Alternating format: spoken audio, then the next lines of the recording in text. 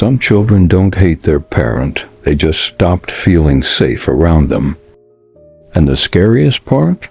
Most parents never even realize when it happens, because from the outside the child looks perfectly fine.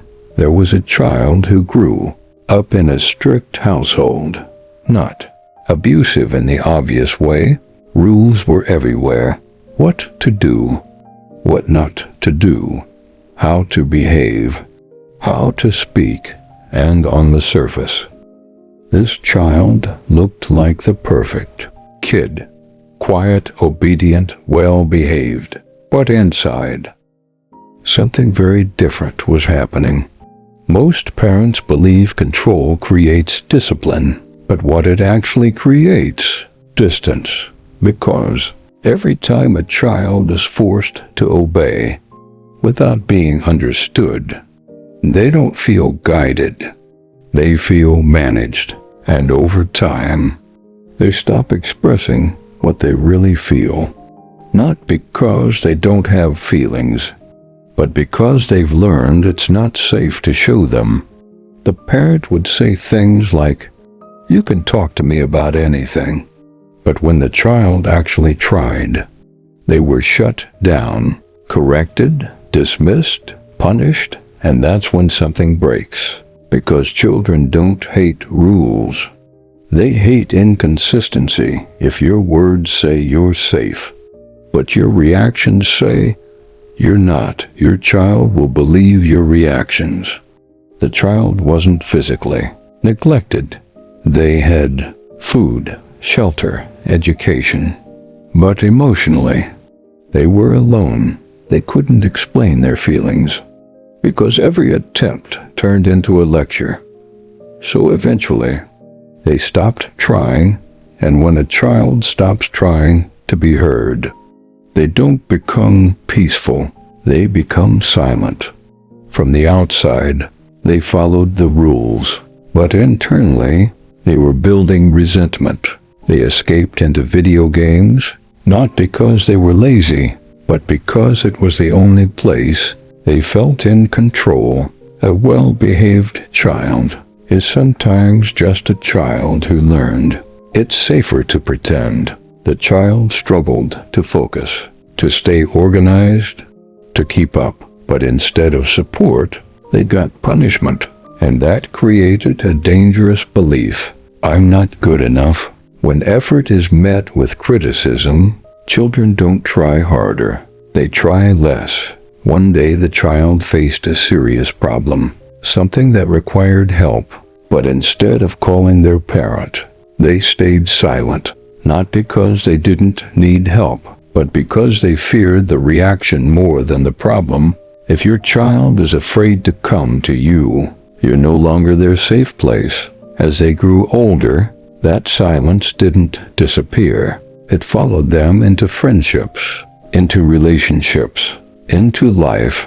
They struggled to open up, to trust, to feel understood, because the first place they learned it wasn't safe to be themselves was at home. Most parents don't mean to hurt their children. They think they're doing the right thing, but intention doesn't erase impact, because children don't remember every rule you gave them.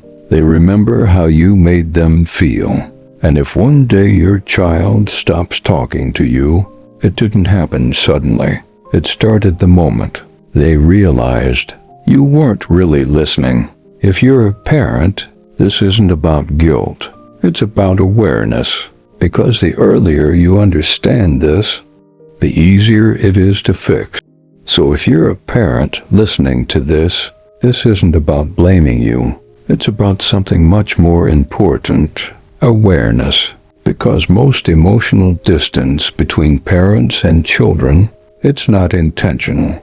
It's learned, passed down quietly, over time.